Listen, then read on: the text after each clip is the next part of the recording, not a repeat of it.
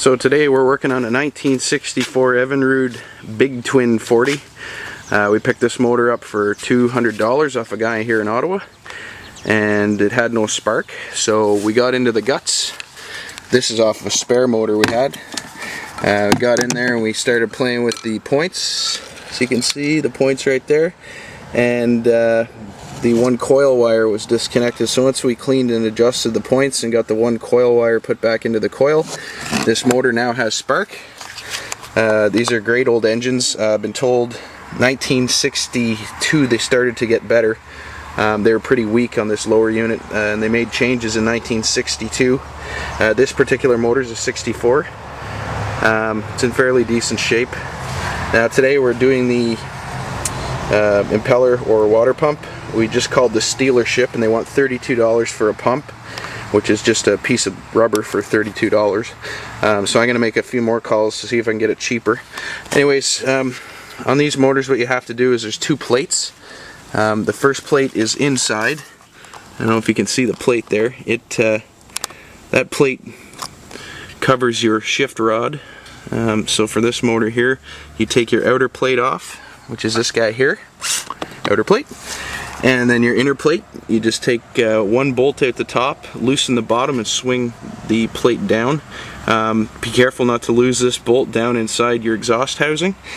Shift it into forward, which we've done, and you'll see inside there's a bolt.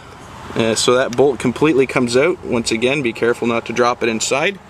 We've already started loosening off the bottom bolts here.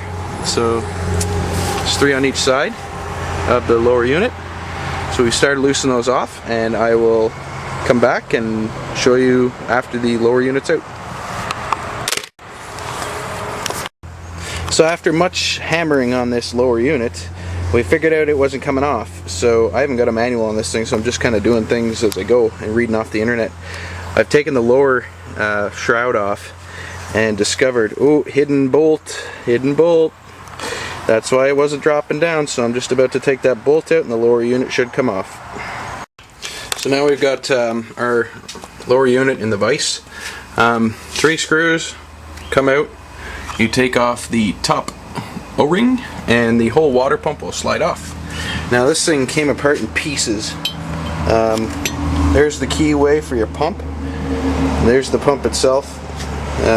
I don't know, I'm going to take it out and see what it looks like. The gasket actually ripped coming out, so I'll have to get another gasket for it. Hopefully they have one. As you can see, the water pump, I don't know, I got to take it apart and see what it looks like inside. Just judging by how the veins look right now, she's kind of twisted inside. So I'm going to suggest replacement of the water pump as the first step on this motor. And we'll test it from there. This thing wasn't pumping any water out of the exhaust, and the engine got quite hot pretty quick, so I figured it wasn't pumping water properly. Just judging by these veins, the veins are all supposed to travel in the same direction.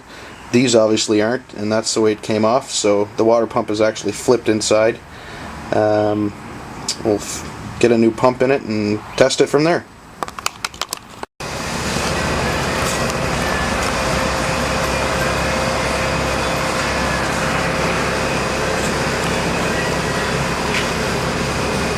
You must hit the starter. Do it. Do it like you like to. You'll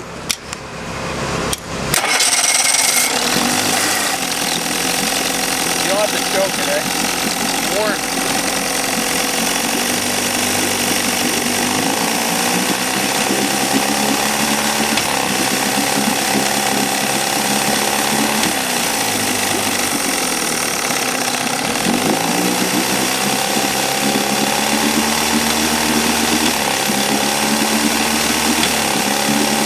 Got a bit of a mess.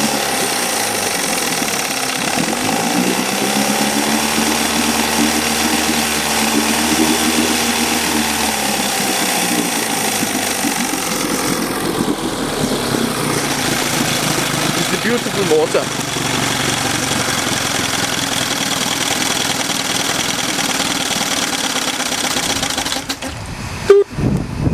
It's all done, Jason. Alright, here you go, come on.